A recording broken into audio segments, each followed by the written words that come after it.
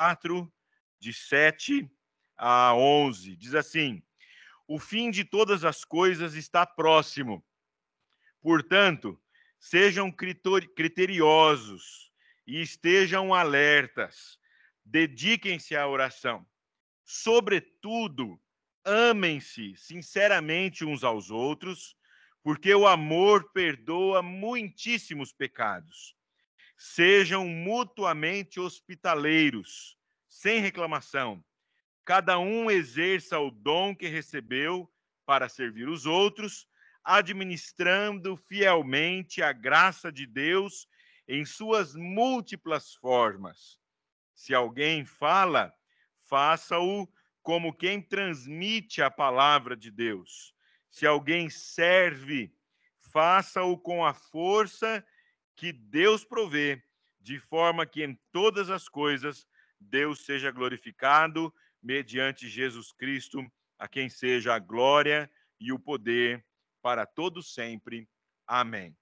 Então, eu quero destacar aqui essa expressão do finalzinho do versículo 10, que diz assim: administrando fielmente a graça de Deus em suas múltiplas formas.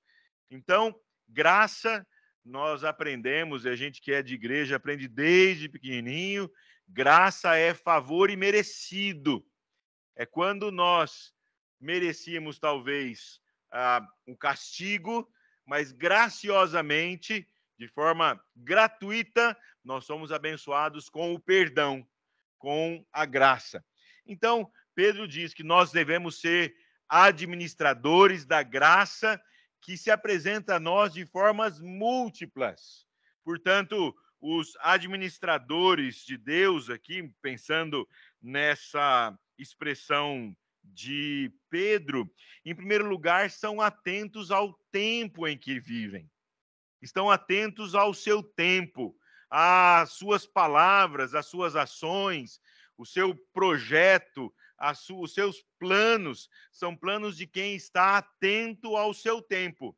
Começa lá assim: o fim de todas as coisas está próximo. Nosso tempo aqui, nosso prazo de vida é um tempo curto. Mas ele não olha para isso de forma triste, ele diz muito pelo contrário: sejam criteriosos e sempre alertas. Então, quem está atento ao seu tempo, ele sabe direitinho aonde deve agir, calcula certo o seu tempo, procura não errar naquilo que está tendo de administrar. Então, ele diz lá: sejam criteriosos, alertas e dediquem-se à oração.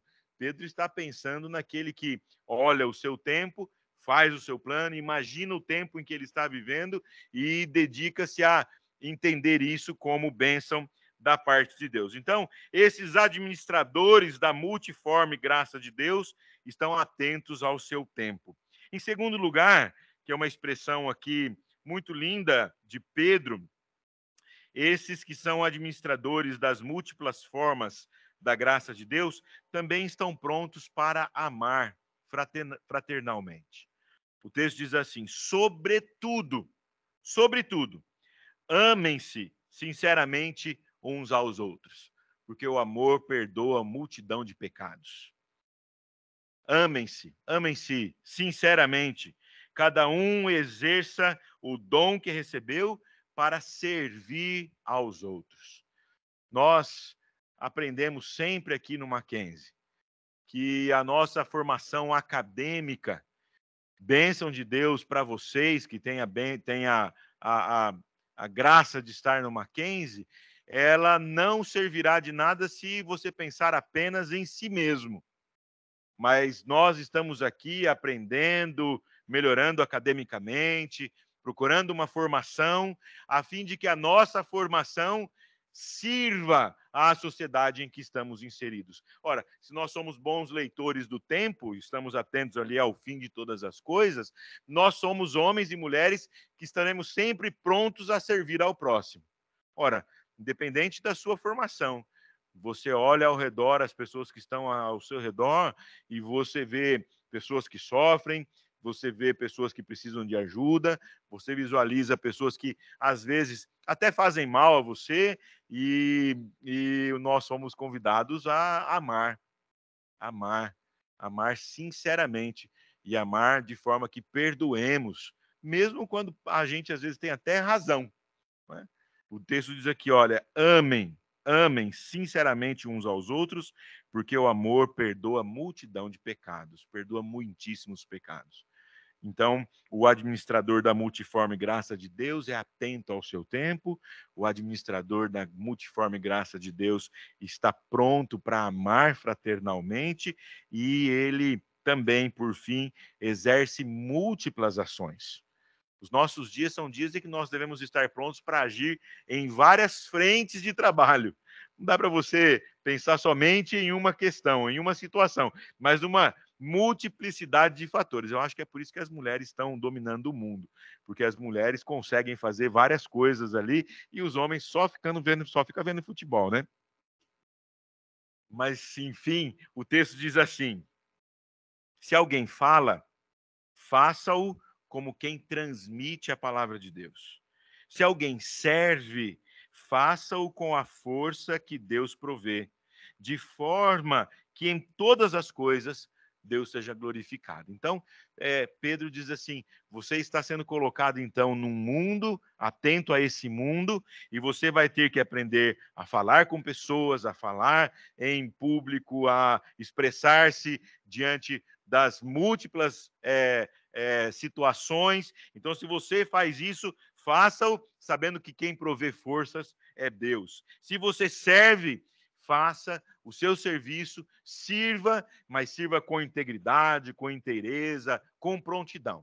Assim, a gente então está pronto para exercer as múltiplas ações que Deus coloca diante de nós. Eu quero finalizar então parabenizando a vocês, administrandos, é isso, né? Futuros administradores do nosso país, pedindo ao Senhor Deus que onde você estiver, onde Deus te colocar, Brasil, fora do Brasil, Campinas, em qualquer cidade do país ou do mundo, você leve a certeza de que você está ali, e onde você está porque o Senhor Deus te colocou como administrador do tempo, como administrador das pessoas, como administrador que serve, que está pronto para cuidar de pessoas, cuidar de si mesmo, cuidar do próximo e, sobretudo, abençoar a vida daqueles que estão ao seu redor. Finalizo minha palavra convidando você para se colocar em pé, para que nós possamos fazer uma oração.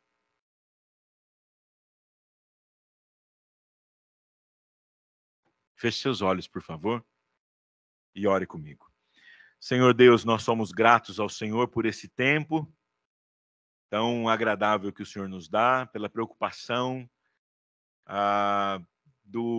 da formação acadêmica que o Mackenzie sempre preza, e sobretudo, ó Deus, porque nesta semana tão importante, também a preocupação de trazer uma palavra que reforça a importância da formação que está acontecendo aqui nessa universidade. Isso também veio ao coração dos professores e professoras da administração de nosso curso.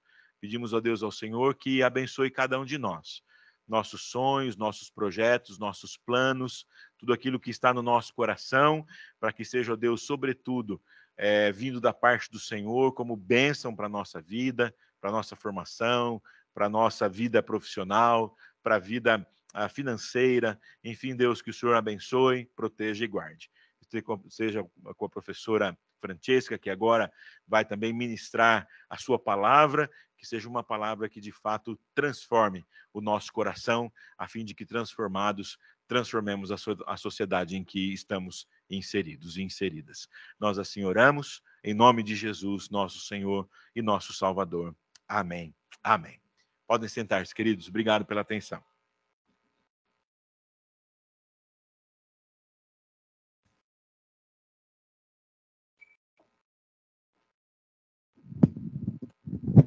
Eu vou tirar o microfone daqui porque eu sou muito alta, né? Senão vocês não me veem. Então, nós vamos começar a nossa noite falando sobre responsabilidade social corporativa. Seja a mudança que vocês querem ver no mundo. Acho que é essa frase que a Francesca vai destrinchar nesse encontro com a gente. Nós, administradores, temos muito poder e responsabilidade em nossas mãos.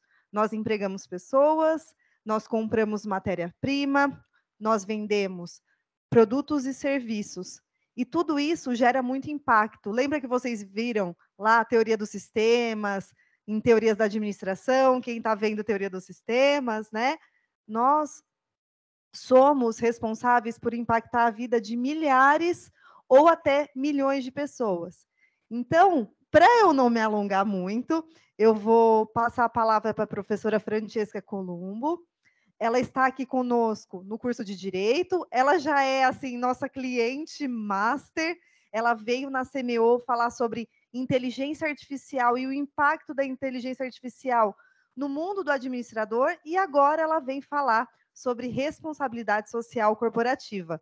Eu não vou ficar apresentando o extenso currículo dela, da doutora Francesca. Vocês vão ver que ela é mais brasileira do que todos nós. Ela ama pizza, mas ela ama a pizza de São Paulo, tá? Ela veio diretamente de Roma falar conosco. Como que é o nome da sua cidade mesmo, Francesca? Eu esqueci. Sardenha. Ela veio da Sardenha direto falar conosco, tá bom? Então, é internacional, presença internacional no nosso curso. Então, eu gostaria que vocês recebessem a professora Francesca calorosamente. Vamos lá? Eu vou passar, então, a palavra para a professora Francesca. Muito obrigada por aceitar o convite mais uma vez. Obrigada, professora Mari, obrigada, professora Marinede, obrigada ao reverendo Jabes, e obrigada a vocês, todas e todos, boa noite. É uma honra para mim iniciar esta semana de comemorações dedicada aos administradores de empresa, que são sujeitos importantíssimos na nossa sociedade. Eu venho do direito, não sou apenas importada da Itália, mas sou importada também da área jurídica, não sou da administração de empresa, mas trabalho muito com as empresas e com a regulamentação ética e jurídica da administração de empresa. Uma conversa com a professora Mariana, um dia, uma conversa informal, das tantas que temos nos corredores, surgiu esta possibilidade desta parceria. Estávamos refletindo sobre questões de impacto social, né? O reverendo já introduziu de forma bastante, sempre nunca funciona. Oi?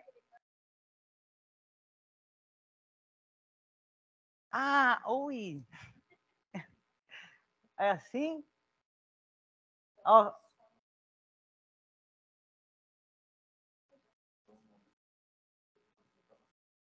Aqui. Acho que está funcionando. Vamos lá. É sempre assim, nas melhores das famílias, isso acontece, como dizemos na Itália, e deve-se dizer também no Brasil, não é? Então, agradeço muito o convite e me sinto honrada e sinto uma responsabilidade em falar para vocês, porque sou uma convidada, né? Sou externa que se intromete na administração de empresa. O que eu vejo quando penso em um administrador de empresa? O que vocês me ensinam, né? É um sujeito que se caracteriza por ter uma visão, principalmente, em primeiro lugar, um administrador tem uma visão, tem um sonho, tem um projeto, né? E como eu estava dizendo, o reverendo Jabes já introduziu o tema, porque ele falou: administrem com atenção ao tempo onde vocês estão colocados, né? Saibam olhar o mundo onde estão vivendo e as mudanças que estão acontecendo, né? Sejam protagonistas dessa mudança e façam essa mudança. Uma das características principais do administrador é ter uma visão de mundo, né? Ter uma visão ampla, ter uma visão hoje obrigatoriamente global. Então, pensem de forma global, mas impactem de forma local, nos dizem, né? Nos diz a doutrina econômicas sejam aquela palavra que se usa hoje, global, né? Pensem de forma global, mas o impacto deve ser local. Estão inseridos em uma determinada região, né? Organizem, tenham uma estratégia, tenham essa visão deve poder ser implementada de uma forma estratégica, não é? Deve poder, esse sonho deve ser construído de uma forma estratégica. Isso é muito importante, pessoal. Essa pequena introdução nos ajuda a entender a responsabilidade social, porque eu vou me estruturar, eu vou me organizar de forma a ter um impacto social positivo. Um impacto social positivo em várias frentes, né? Como estávamos antecipando, o reverendo estava antecipando. Saibam liderar esse impacto, saibam liderar essa estratégia. O que a gente quer ver do nosso chefe? Um exemplo. A gente aprende muito mais com o exemplo que não com a sanção. Eu quero ver o exemplo do meu chefe. Ele que me motiva, ele que me inspira, que é a palavra que a gente usa muito, né, hoje na linguagem corporativa. Então, a liderança não é uma liderança marcada pela autoridade, ou uma liderança marcada por o poder sancionatório, né, que se diz, do chefe, do empregador, que nós dizemos no direito do trabalho. A liderança é muito mais impactante quando é marcada pelo exemplo, e não por uma postura autoritária necessariamente. Isso é fora de moda, gente. Ninguém quer ver mais um administrador de empresa autoritário ou despótico. Ninguém tolera mais isso. Os direitos humanos finalmente entraram nas empresas brasileiras e estão se impondo de forma prepotente, como deve ser. Então, a liderança baseada na autoridade ou na força não funciona. A tua empresa é destinada a falir, né? Vocês que estão já empreendendo, né? Empresa Júnior, eu peguei uma conversa da professora Mariana com um aluno que está já pensando, já tendo uma visão futura de novos empreendimentos. É importante que a gente já coloque a nossa postura, né, de uma forma mais horizontal, junto com os nossos funcionários, junto com os nossos stakeholders, e superando uma atitude vertical autoritária, né, da liderança. Enfim, controle ou dedicação ou condução segundo princípios éticos, né? Princípios éticos que devem se tornar DNA da empresa. Não princípios éticos para o inglês ver, como o brasileiro diz. Não aplicação de princípios éticos para a gente ter aquele impacto pontual, momentâneo, né? Aquela propaganda no Instagram. Não. Os princípios éticos devem se tornar DNA. Então, naquela estrutura naquela organização que eu vou planejar quando eu estou pensando no meu sonho de empresa, eu já coloco os meus princípios éticos como parte estrutural da minha empresa. Tanto que a responsabilidade social corporativa, ao final, ao longo da história, né, que ela começa a ser implementada nos anos 70, ao longo da sua história, se traduz em quê? Se traduz em uma introjeção, olha que palavra, uma introjeção, numa absorção, né, de princípios éticos empresariais na linguagem corporativa. Isso começou nos anos 70, visto como revolucionário. A empresa se preocupa com o lucro. A empresa não tem que se preocupar agora com princípios éticos, de onde já se viu. Não somos filósofos. A partir dos anos 70, se percebe que a empresa, o sistema inserido em um sistema ainda maior, precisa se preocupar com os princípios éticos. E daí é um crescendo de ações nacionais, internacionais, governamentais, não governamentais, que obrigam sempre mais as empresas a dizer: você tem que fazer as contas com o teu impacto na sociedade, que não tolera mais impacto questões, produção de negatividades no entorno empresarial onde você opera. Ontem saiu uma notícia de um entregador de aplicativo, um trabalhador de uma plataforma digital que faleceu. A empresa não sabia que o colaborador, coloquei entre aspas, né, que o colaborador tinha falecido e desativou a conta do trabalhador. E a justificativa na desativação da conta foi má conduta. Fazia 10 dias que esse trabalhador não respondia às solicitações de entrega. Faleceu. A empresa nem sabia. Você percebe que essa empresa está no Brasil, está investindo no Brasil, é importantíssimo. Você está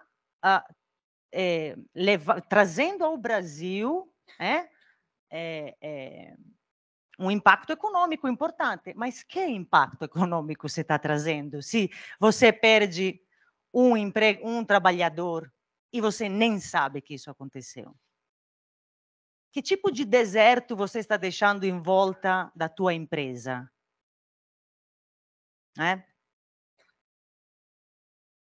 A partir dos anos 70, percebemos que o desenvolvimento econômico deve ser atrelado ao desenvolvimento social.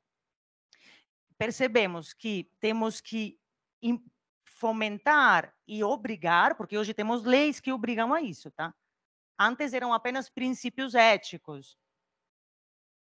Hoje temos leis que obrigam a isso, a acompanhar até o desenvolvimento econômico, o desenvolvimento social, o fomento da prosperidade. Onde há uma empresa que está em uma situação de crescimento econômico, em volta, se esse crescimento econômico é acompanhado pelo respeito de princípios éticos, em volta é um efeito dominó, produz-se bem-estar social. Automaticamente. A gente percebe muito, aqui em Campinas, que é uma região extremamente industrializada, percebemos nitidamente alguns impactos.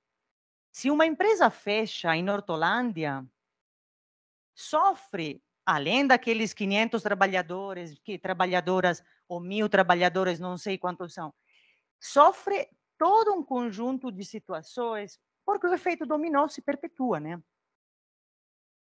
Então, o pai do nosso aluno perde o emprego, o nosso aluno não poderá se matricular no Mackenzie, precisamos de menos professores. Francesca atingida.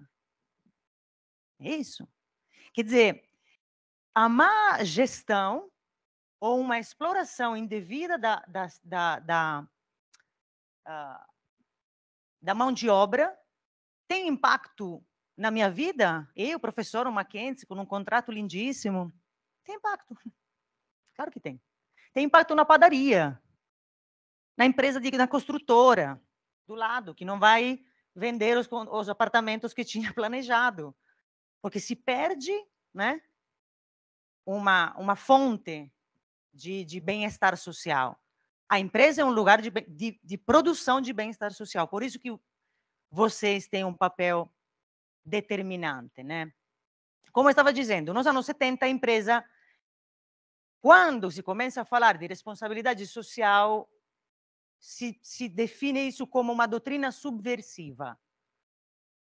Tipo, não podemos onerar o empresário da aplicação de princípios éticos. O empresário se preocupa com o lucro. Apenas. Evidentemente, daquela época até hoje, a responsabilidade social se torna estratégia de negócio. Não só é obrigatória moralmente e juridicamente, mas é obrigatória para o sucesso do negócio. Os escritórios de advocacia, que são empresas, os grandes escritórios, tá? Hoje em dia, se dentro deles não aplicam princípios de responsabilidade corporativa, os investidores estrangeiros não os contratam para fazer a consultoria jurídica. Primeira pergunta que as grandes multinacionais fazem a um escritório de advocacia quando querem saber se pode me auxiliar na instalação da empresa, né? Conhecer a legislação brasileira e tal. Vocês têm políticas de ESG? Vocês sabem o que é ESG? Né? Que é o desenvolvimento atual da responsabilidade corporativa. O escritório se preocupa, o escritório de advocacia se preocupa com a responsabilidade social. Nossa, o escritório de advocacia tem responsabilidade? Claro que tem. E isso faz que o teu negócio tenha ou não sucesso. Um colega me falou, nossa, me ligaram perguntando isso. Eu falei, pois é, você não dá consultoria às empresas para que elas apliquem, né, os princípios da responsabilidade corporativa? Você, na tua própria casa, não o aplica?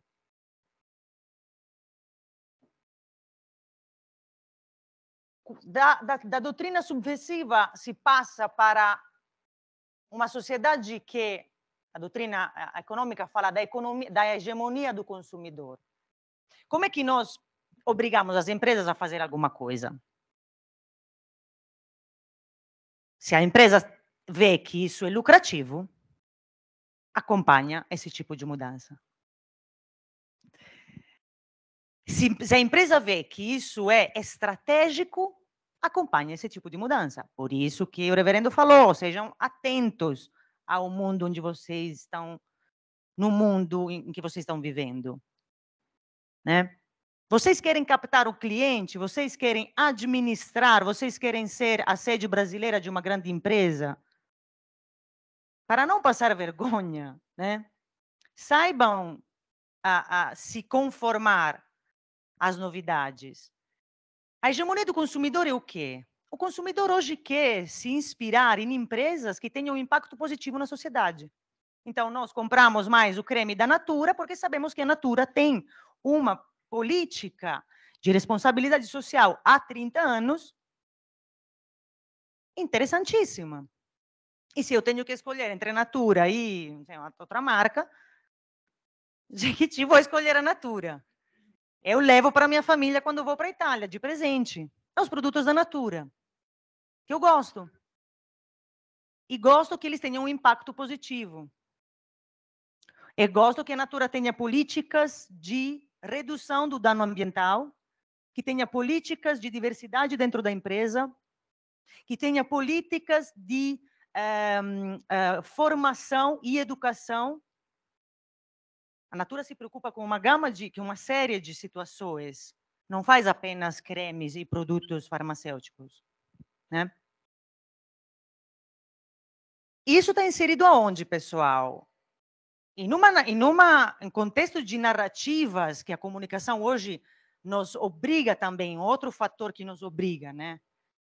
Nas narrativas que são importantes para a estratégia do negócio. Como é que eu conto o meu produto? Como é que eu vendo o meu produto? A professora Mari é a professora nesse sentido, né? Que nos explica qual história eu vou contar. Ah, eu estou produzindo macarrão, ponto final. Não. A Barilla conta a história, que é a família feliz, sentada na mesa, que come uma macarronada no domingo. Sim, claro. As narrativas fazem parte, e as narrativas que nos contam que aquele produto tem um impacto social, a produção daquele produto tem um impacto social positivo, nos ajudam a comprar esse produto, né? Onde nós estamos inseridos? Em cadeias globais de valor. Então, de onde a gente importa a matéria-prima? Para onde a gente exporta o produto? A Zara vem aqui para produzir e vender roupa, né? E o que ela faz? Terceiriza para pequenas empresas de costura que tinham trabalho escravo comprovado, tá? Não é sensacionalismo, não é manchete.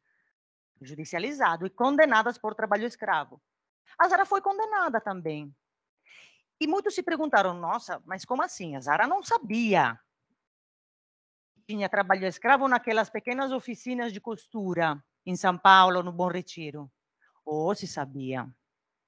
Como é que ela não se perguntou que aquelas calças que comprava da pequena costureira toda semana, Zara comprava 100 calças, por um exemplo, toda semana. de uma pequena oficina para $10. No direito temos uma teoria, a teoria do avestruz, que esconde a cabeça debaixo da areia.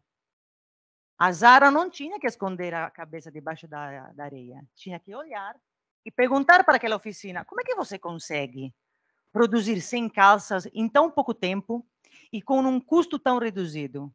Será que você está explorando pessoas para produzir essa calça? Estava. Estava explorando crianças e mão de obra imigrante. Então, o que diz o juiz do Tribunal de São Paulo, do TRT, na decisão, na sentença? Zara é responsável por ter trabalho escravo, ainda que não fosse nas próprias oficinas da Zara mesmo, mas ela se responsabilizou porque não se preocupou de averiguar com quem ela negociava. Quem é o teu parceiro comercial? Carrefour, condenado quando aquele funcionário de segurança, né, mata um cliente. Não, o cachorro, sim, mas não é que matou. Sim. Sim, o cachorro era outro caso.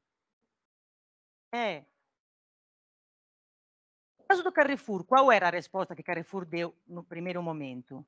O segurança é terceirizado, não é nosso funcionário, diretamente, né? Tudo bem, mas quando você terceiriza, você se preocupa de saber aquela empresa se tem formação dos próprios seguranças? Tem que ter. Se chama devida diligência, due diligence. Então, quando eu vou terceirizar a limpeza, a segurança, qualquer serviço externo à minha empresa, com o que me preocupo? Se o meu parceiro tem princípios éticos na empresa dele, porque eu não vou negociar com ele, caso contrário. E aqui criamos o quê? Criamos de novo, um efeito dominó. Negociamos apenas com parceiros que estejam ao nosso mesmo nível de respeito dos padrões éticos e jurídicos. Que tenham políticas de aplicação das ODS, né? Objetivos do Desenvolvimento Sustentável da ONU. Senão, não vamos negociar. Por que não vamos negociar, pessoal? Porque dos primeiros problemas que uma empresa encontra no entorno econômico onde ela opera é a concorrência desleal. Então, quando dizem a vocês, aqueles papos de boteco, né? Porque a carga do trabalhista para a empresa é muito grande. Trabalhador custa. É um ser humano. É óbvio que custa. Quer dizer, manter um padrão trabalhista elevado, de respeito da legislação do trabalho, é muito oneroso para as empresas. Sim, é. E deve ser. Porque estamos mexendo com vidas, não com máquinas. Mas o que prejudica o teu negócio não é tanto a carga trabalhista que você pode ter, mas é a concorrência desleal do teu vizinho, que, não aplicando a legislação trabalhista, vende o produto de forma mais barata. Vocês já se perguntaram, por exemplo, o que diminui a qualidade de vida de um território?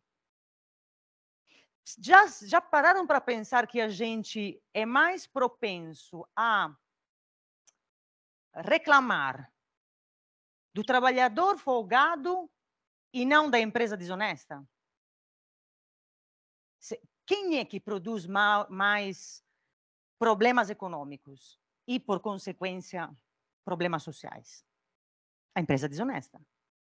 Então, se eu tenho um concorrente, eu estou produzindo canetas, e a minha caneta custa R$10, porque eu tenho que, né, conseguir bancar toda a estrutura empresarial. Então, o meu preço de mercado é R$10. A empresa da Mari coloca a mesma caneta a R$5. Como é que ela faz, gente? A Mari tem trabalho informal. A Mari exporta matéria-prima de empresas de duvidosa, né, organização. A Mari consegue ter um produto muito mais barato. O que a Mari está fazendo, a empresa da Mari? Rebaixando o nível de bem-estar social naquele território. Então, Mari, como gestora, tem uma responsabilidade tremenda, violenta. Então, a quem eu vou dedurar? Quem vou denunciar? Né? Do que eu vou reclamar? Do fato que agora é tudo um mimimi dentro da empresa, com o trabalhador não podemos fazer nada. Não, não pode. A política da autoridade e da administração através do medo não existe mais. Por quê? Porque, como falei no começo, os direitos humanos estão dentro da empresa. E isso me demanda, me obriga a uma transformação estratégica. É claro, porque dentro dos pilares da responsabilidade social, que é fomentada pelo externo, né? É de fora que vem a demanda para a responsabilidade social. Mas a transformação acontece dentro. O que eu tenho que ter? Eu tenho que ter respeito dos direitos trabalhistas, respeito do meio ambiente, não é? E uma governança eticamente orientada.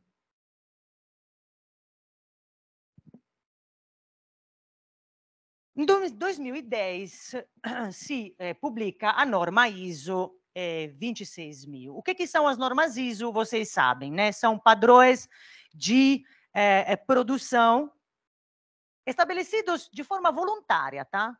Aqui não temos nada de compulsório. A ISO é uma organização não governamental. A aplicação do selo da ISO é voluntário. Ok? O que estamos dizendo? O poder empresarial mundial está dizendo o quê? Está se unindo para dizer o quê? Precisamos nos conformar a um certo padrão de produção. Precisamos entender que as decisões, nossas decisões, têm um impacto social importante. Então, o processo de tomada de decisão, que é isso que interessa a vocês, o processo de tomada de decisão deve ser pensado estrategicamente para a produção de impacto social positivo. Porque são essas palavras-chave, né? É a tomada de decisão e o impacto. Não é apenas o lucro, é conseguir ter sucesso no meu negócio. Ou melhor dito, o meu sucesso não depende apenas do meu produto, do meu serviço, mas depende também de outros fatores, né? Quais são, né, os princípios que se associam à responsabilidade social empresarial segundo a norma ISO 26000? Responsabilização. O que significa responsabilização? Vamos ver se alguém me ajuda. Só para eu beber um pouco de água.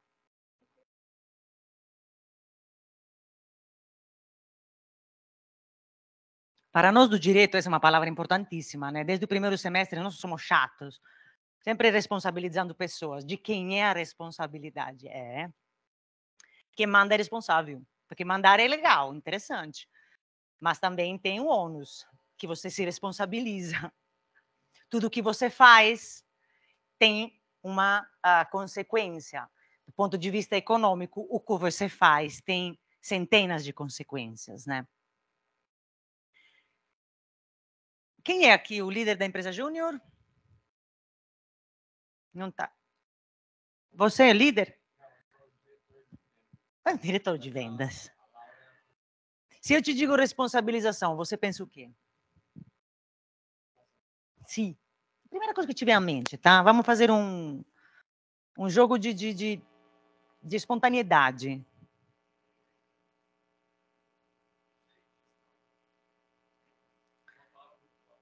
É muito ampla. Responsabilização. Responder por alguma ação. Quem eu vou chamar a responder por alguma questão? É a pessoa responsável, que me dá a responsa. Transparência. O meu negócio deve, a minha ação empresarial deve ser transparente no sentido que eu tenho sempre que prestar conta da sociedade onde estou inserida. Aquela empresa, aquela entregador de aplicativo lá, aquela plataforma, tem que nos dar respostas, tá? A nós como brasileiros e brasileiras, aquela empresa tem que nos responder. Ué, o que você fez com o teu colaborador que morreu na rua? Não entendi. Você tem alguma responsabilidade, você não é uma mera plataforma, um algoritmo, escondido atrás de um algoritmo, parece que esses algoritmos são coisas ETs. Não, são fórmulas matemáticas criadas por algumas pessoas. A gestão transparente é uma gestão onde eu posso saber quem tomou a decisão, como foi tomada a decisão. E nós precisamos dessa resposta. Por exemplo, no caso desse aplicativo, né? Conduta ética. Então, uma conduta que respeite padrões éticos de convivência social. E aqui voltamos àquela questão que falamos no começo. A liderança se destaca quando é exemplo, não quando é ameaça. Então, o padrão ético deve ser promovido pela empresa. Então, deve ser um movimento ativo da empresa que promove uma certa ética. Não tem mais um negócio, a empresa é obrigada a respeitar a ética. Não, a empresa não é obrigada, é ela própria que se impõe de um ponto de vista ético na sociedade. Essa é uma liderança que funciona, né? Respeito pelos interesses das partes interessadas. Tem uma cacofonia aí, né? Uma repetição. Quem são as partes interessadas do nosso negócio? Agora vamos usar aquela palavra inglesa, né? Quem que estava rindo aí? Ah, é a professora? Quero envolver algum aluno aqui, aluna. Quem são as partes interessadas? Um exemplo de um sujeito. Quem é interessado no meu negócio? A empresa é a minha? O que você quer? Todos quem? Quem está falando? Eu não estou... Aê, colaboradores, clientes internos e externos. E o que eu tenho que respeitar deles? Mais um exemplo dos stakeholders. Um princípio da RSE é respeitar os interesses dos stakeholders.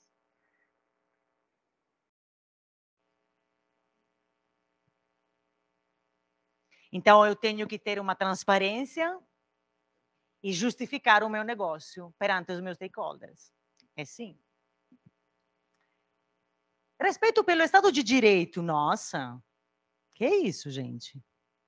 Isso é coisa de advogado, não tem nada a ver. Tem que respeitar o Estado Democrático de Direito, sim. Porque sabe como é punida uma empresa juridicamente quando tem um impacto social negativo? Por exemplo, polui um território, uma região.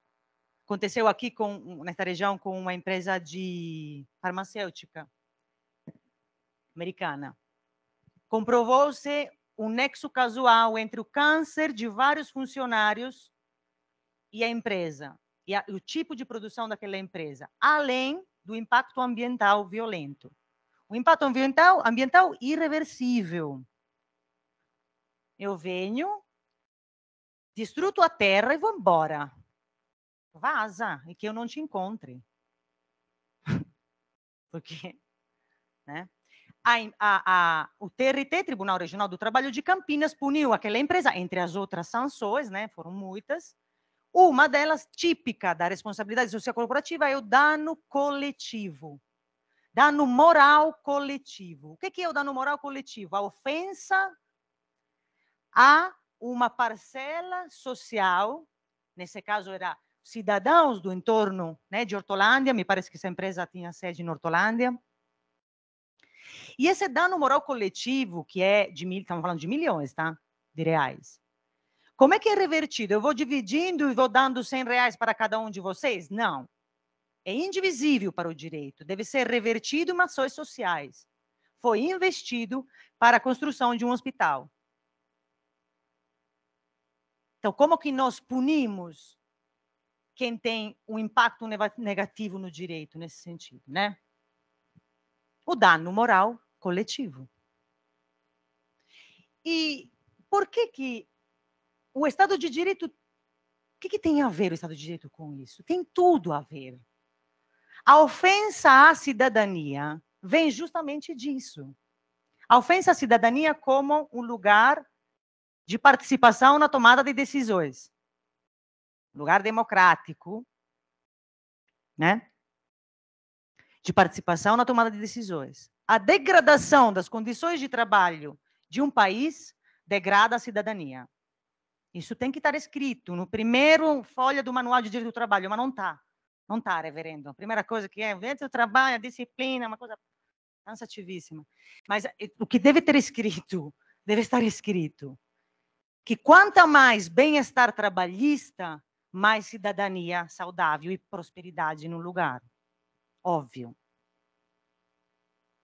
Que a gente, eu falei, o impacto, o efeito dominó. Ah, não estou nem aí com a metalúrgica lá na Bahia. Preocupe-se com a metalúrgica na Bahia. Preocupe-se. Porque a desertificação econômica, que é um fenômeno atual, né, a desertificação industrial que está acontecendo, a perda das vagas de trabalho vai afetar o país. Porque rebaixa, degrada as condições laborais e, por consequência, do entorno econômico. Né?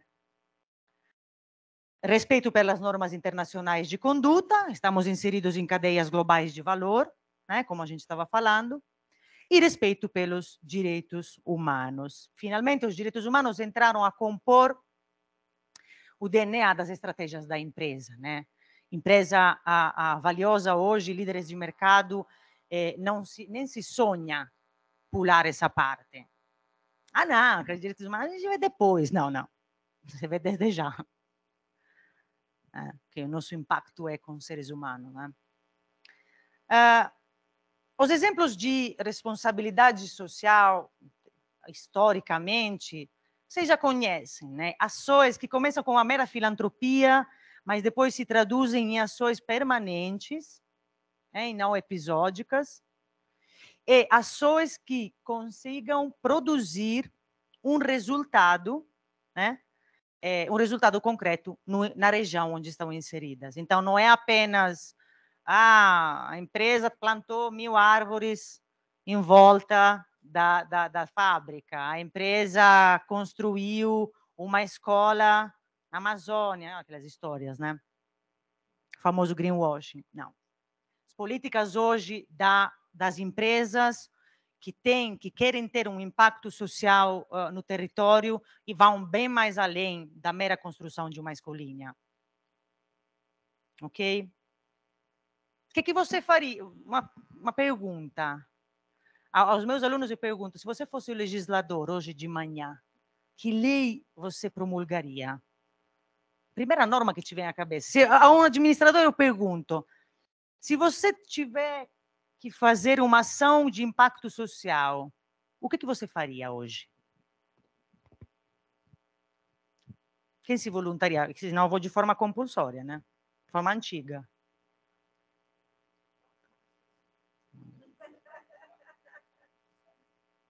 O reverendo está me vigiando. Certo.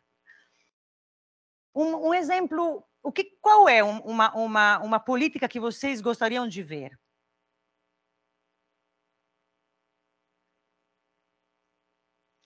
Vamos lá. Vou pelo signo. Quem é leonino ou leonina aqui? Não, você não. Canceriana chorona. Eu conheço. Quem é leonino ou leonina aqui? Qual o teu signo? Peixes, que é o meu irmão. Você quer me dar um exemplo?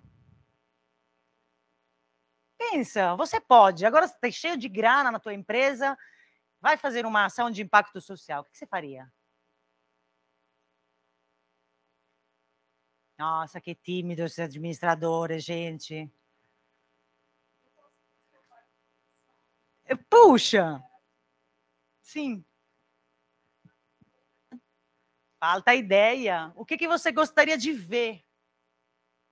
Eu queria uma etiqueta na roupa.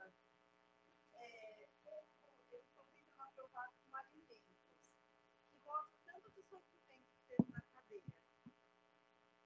Se fosse ler. Ou um alimento mostrando também tanto do sofrimento que teve na cadeia, quanto esse alimento prejudica a nossa saúde. Isso não está falando na lista de batatas fritas ou de achocolatados que dizem saudáveis e não são, e as mães que não têm tempo. Então, todos os dias de manhã, pessoas que não a oitava maravilha do mundo. Então, se eu fosse apresentar uma lei hoje, seria essa. Obrigar a ter um selo, né? Onde se descreve. Ótimo. Antimalditos. Certíssima. Certíssima. O que mais? Responsabilização pelo descarte. Nossa, gente. Isso é uma coisa que já podemos perceber nós, no que a gente está fazendo, no que a gente vive dia a dia, tão simples. Né? Imaginamos a carga violenta de ambiental que tem uma empresa, né? No reciclável, não reciclável, descarte. O que eu faço com isso? Né?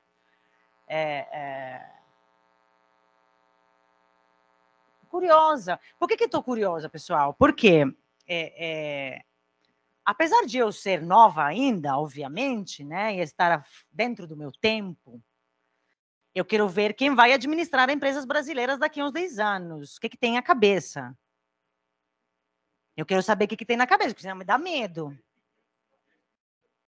Você sabe que quando estávamos naquela palestra da inteligência artificial, eu me surpreendo, mas não posso fazer nada com a realidade que se impõe, né? É mais forte que nós, a realidade. Os nossos alunos, vocês, têm uma relação com a privacidade hoje muito diferente que eu, ou que as professoras, os professores aqui presentes, que talvez já estamos de outra geração. Vocês lidam com a privacidade? Não lidam mesmo. Não é que lidam, não lidam. Não tem privacidade para vocês. E aí isso é bom ou é ruim? No começo eu dizia, nossa, que coisa assustadora essa geração, uma coisa impossível. Agora eu estou começando a pensar, bom, é assim. Então, o que eu faço com isso? A pergunta é, talvez vocês estejam desenvolvendo uma relação com a privacidade, com os princípios da privacidade que esteja mudando. Vocês que fazem a mudança. Eu estou assistindo a essa mudança, né, no caso. Então, eu penso, a professora fez o exemplo do selo, eu quero saber de onde vem aquele cacau. Um dos lugares onde mais tem trabalho escravo e trabalho infantil é a lavoura do cacau, pessoal, na Bahia. E na Suíça, a empresa lindíssima, faz a Linde, né? Depois que chama Linde, depois lindíssima. Brincadeira. Mas de onde vem aquele chocolate? Tem as mãos de uma criança descascando esse cacau? Não quero comer. Por isso que eu digo, quando subimos dentro do carro da Uber, quando a gente pede uma comida, né? Nós estamos alimentando tudo isso, tá? Então, às vezes me perguntam, antes da Uber eu não usava táxi em São Paulo, eu não tenho carro em São Paulo, né?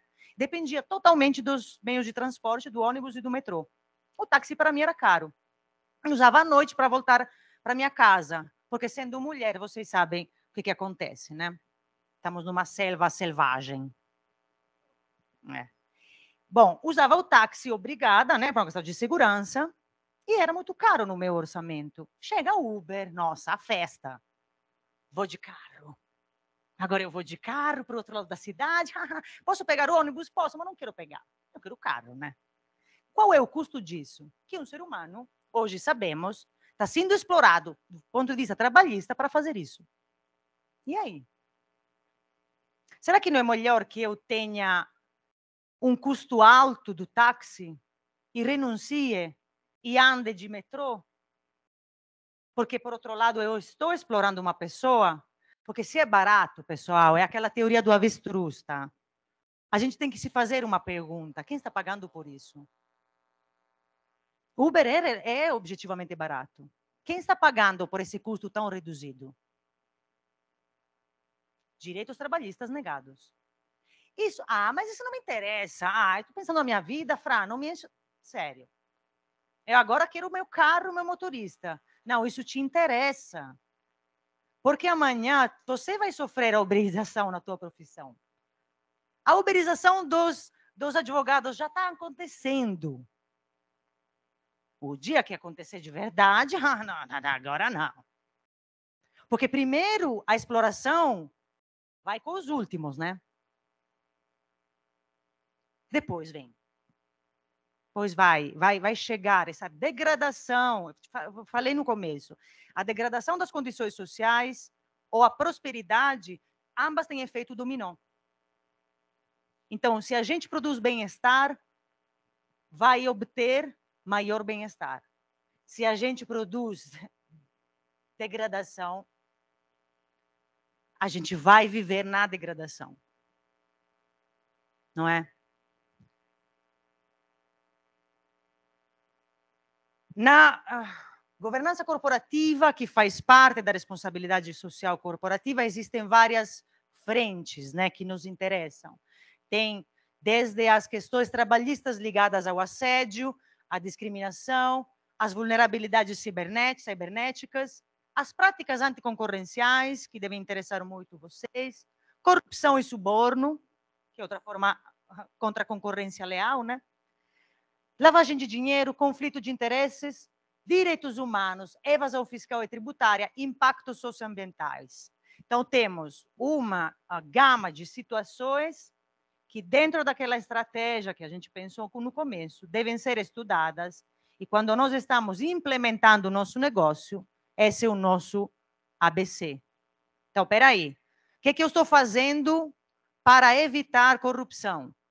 O que eu estou fazendo para evitar o desrespeito de direitos humanos? Discriminação. A Magazine Luiza, grande campanha contra a discriminação no emprego da Magazine Luiza. Sabe o impacto econômico que teve essa campanha, pessoal? Fantástico. De uma inteligência, né? O que a Magazine Luiza fez? Eu vou contratar apenas pessoas negras no meu programa do trainee. Que isso? Teve jurista que falou em discriminação contrária, tá? Abafa, passaram vergonha. Nós não passamos essa vergonha, né? Por que uma política, além de importantíssima do ponto de vista do direito antidiscriminatório, mas é importante para o crescimento da empresa? Porque a colocou líder no mercado e produziu, obrigou indiretamente as outras empresas a fazer a mesma coisa. A Bayer, um mês depois, publica o edital, nós também temos trainee apenas para pessoas negras. E Magazine Luiza não tinha política discriminatória, óbvio que não tinha. Não é que a Magazine Luiza deliberadamente dizia, não quero funcionários negros. Claro que não. Mas ela sabia que está inserida numa sociedade discriminatória, que os currículos que chegam são sempre de pessoas brancas. Ela percebeu, falou, nossa, nos cargos de liderança eu tenho apenas 14% de pessoas negras. Não temos negros como líderes. Como é possível, Brasil? O que está acontecendo? Está acontecendo que preciso reverter essa lógica e eu tenho uma política para isso. Vou excluir todos os brancos do processo seletivo. Discriminação positiva, se diz, nesse caso, ou ação afirmativa. Agora, essa política tem aquele efeito de produzir crescimento econômico e social? Sim, porque inspira as outras empresas, as obriga indiretamente, né? Sim, porque ajuda uma minoria da sociedade, não uma minoria em número, mas uma minoria em poder, a entrar dentro das empresas e fomenta a diversidade, a famosa tal da diversidade na empresa. Não é? O que é a diversidade da empresa, pessoal? A empresa tem que ser diversa. O que é uma empresa diversa? Tem uma marca fluo? O que é uma empresa diversa? É? Como se promove a diversidade? Vamos falar de pink washing? Nossa, que timidez. Eu vou me aproximar. Ai, meu Deus, Jesus amado. Diga. Eu coloquei isso porque eu sei da minha coisa, tá, gente? Porque italiana com microfone é um perigo ambulante. Evitem dar microfones a uma pessoa italiana. Temos 10 minutos. O que é diversidade para você? Porque para mim pode ser uma coisa, mas eu já não estou mais com eu vou administrar uma empresa. É você que interessa ao Brasil.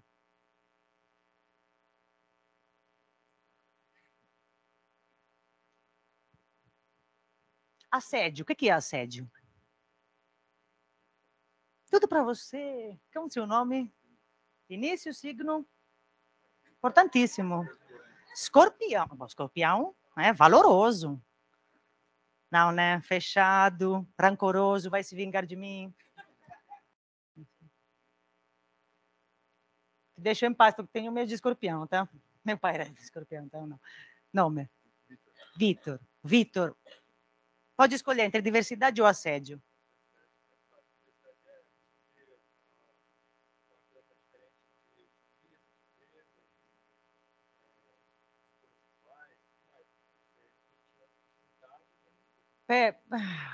Aplauso para Vitor.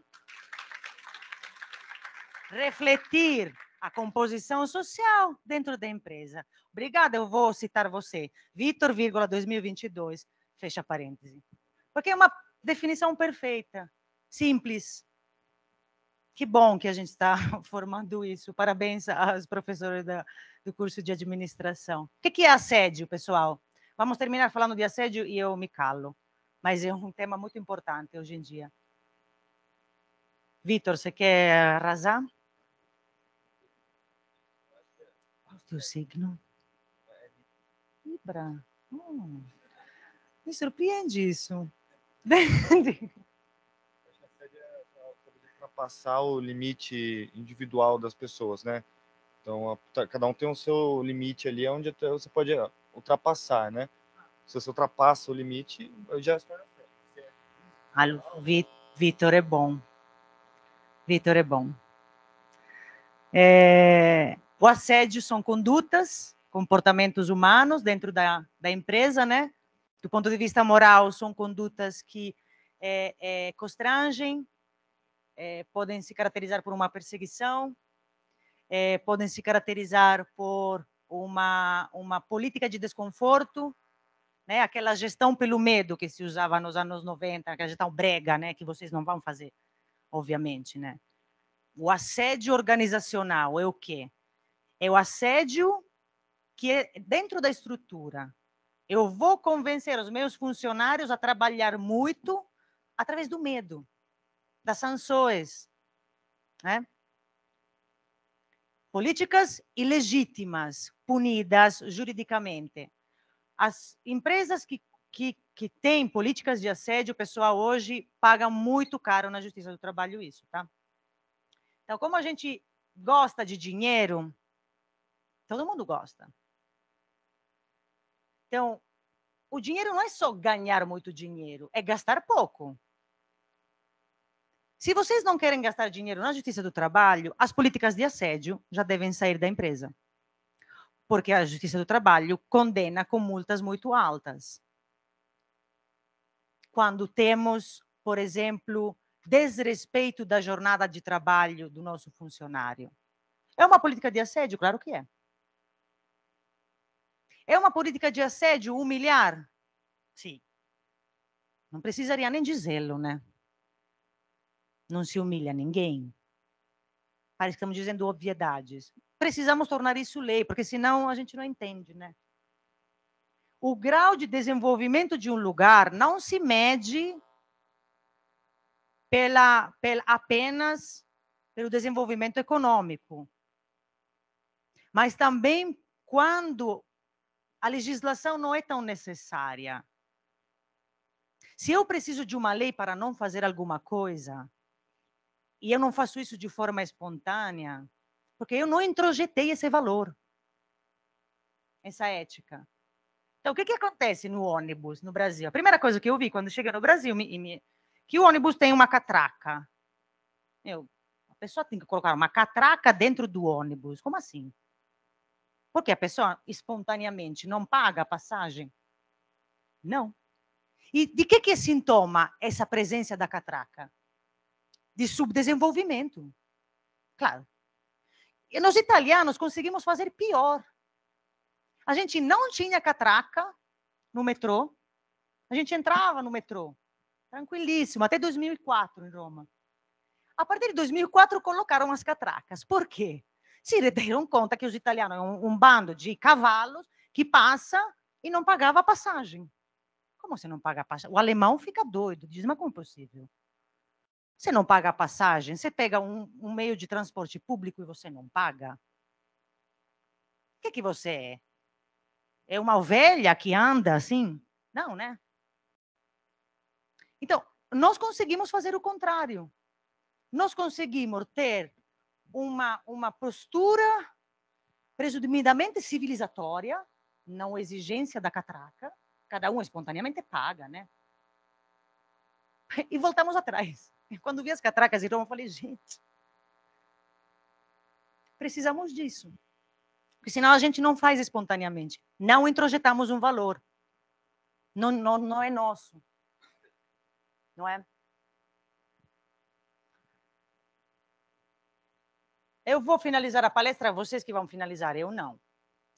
E quero que uma mulher, porque agora falou o Vitor, brilhou o Vitor, agora tem que ser uma mulher que brilha também, me diz qual é o projeto de responsabilidade social corporativa que ela imagina.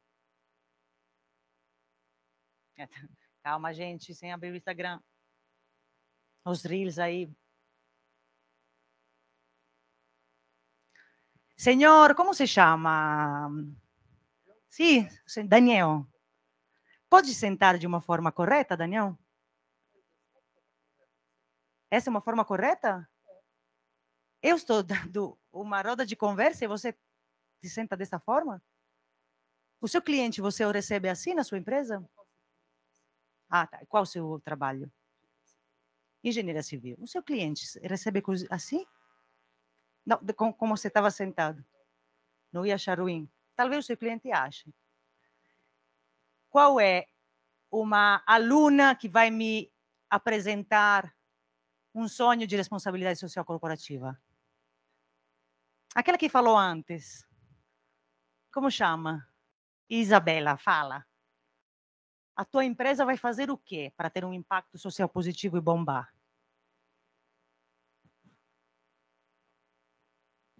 Atrair mais assuntos de conscientização sobre assuntos polêmicos. Conscientização na tua empresa. Isso, por exemplo, talvez para os negros. Muitos de nós não sabemos a forma correta de se referir a pessoas negras. Então, talvez palestras que eles possam ensinar como devemos, para eles também não se sentirem ofendidos. Não só para negros, como homossexuais, diversas pessoas que se sentem para a minoria. Parabéns! Muito bem. Salva de palmas também. Qual o seu signo? Virgem. Virgem, linguagem correta. Como se referir às minorias dentro da empresa. Políticas de conscientização. Terminamos a palestra com isso, que é um dos pilares do compliance trabalhista, conscientizar quem trabalha na empresa, né? Não só através do exemplo, mas de práticas, né? que tornem as nossas relações melhores e mais respeitosas, né? No caso das minorias. Agradeço vocês. Eu tenho que ir para a aula de Direito do Trabalho, uma coisa chatíssima. Então, gostaria de ficar aqui, mas não dá.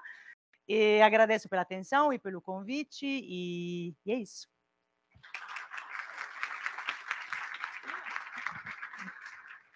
Pessoal, recados paroquiais, né? Quinta-feira, nossa programação continua. Na quinta-feira, nós vamos receber o Sebrae aqui. E nós vamos falar sobre a importância de nos tornarmos marcas muito vendedoras. Principalmente o que a Fran falou, né, com a pejotização, nós não temos mais, né, estamos perdendo um pouco dos direitos trabalhistas, um pouco, que eu digo, só um pouquinho, e aí nós trabalhamos como terceiros. Então, como que eu faço? Desde as pequenas atitudes que nós temos, né?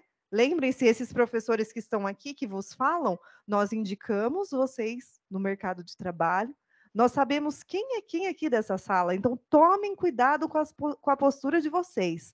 Porque, assim, nós fazemos essa programação aqui com muito amor e carinho. Vocês não têm ideia o trabalho que dá para fazer tudo isso. Temos várias pessoas envolvidas. Então, continuem conosco. Quinta-feira vai ser uma honra recebê-los aqui. E vai ser a primeira parceria de muitas com o Sebrae. Vocês vão gostar muito, tenho certeza. O Sebrae vai anunciar uma surpresinha. A gente vai ter uma surpresinha aqui do Sebrae, então fiquem que vai ter bolo. Quer dizer, isso é meme das antigas, né? Eu não sei se todo mundo conhece. Cringe. A Marineide, ela quer falar da feira. Vai ser um assunto bem interessante. Vamos lá, Marineide, cereja do bolo?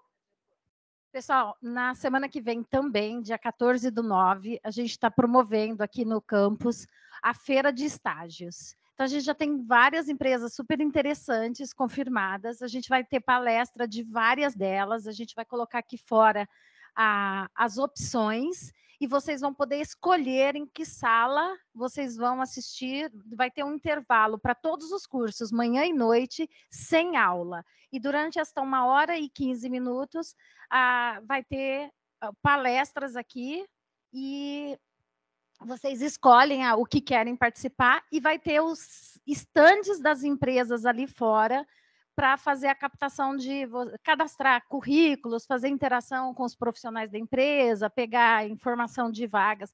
Então, a gente tem várias empresas legais já confirmadas.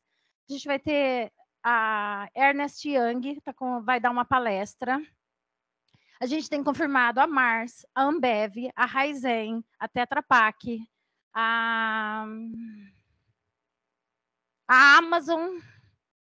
A gente tem muita empresa legal confirmada já.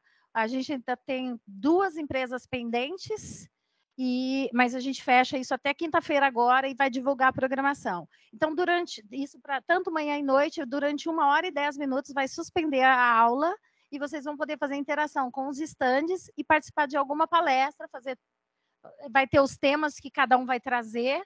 Então, a única que é o período todo é da Ernst Young, que só dá para assistir uma, mas as outras, têm palestra de 20 minutos e de meia hora, você pode assistir uma e trocar para outra. Então, tenham essa oportunidade, então, para vocês aproveitarem, porque a gente faz isso para ampliar o contato de vocês. Hoje a PwC perguntou qual seria o público. Então, o pessoal tem gente trazendo brinde aí para vocês. A Ambev hoje perguntou para trazer brinde. O que será que ela vai trazer, hein? É o mesmo dia. Então, a gente está fazendo aí esse evento e é para vocês terem esse contato com essas empresas e todas as empresas que a gente convida e que têm agenda, eles têm interesse em vir conhecer os nossos alunos. Então, também, isso é um indicativo muito legal para vocês de que há um ponto de contato aí e para vocês aproveitarem isso como uma porta que se abre aqui dentro para vocês, tá bom? Então, 14/9. Obrigada, pessoal. Lembrando que a palestra da quinta-feira começa às 7h20, tá? Muito obrigada. Palmas para vocês, palmas para o nosso evento. Dia 9, nosso dia do administrador, né? Muito obrigada. Retornem às salas, que nós teremos aula normalmente.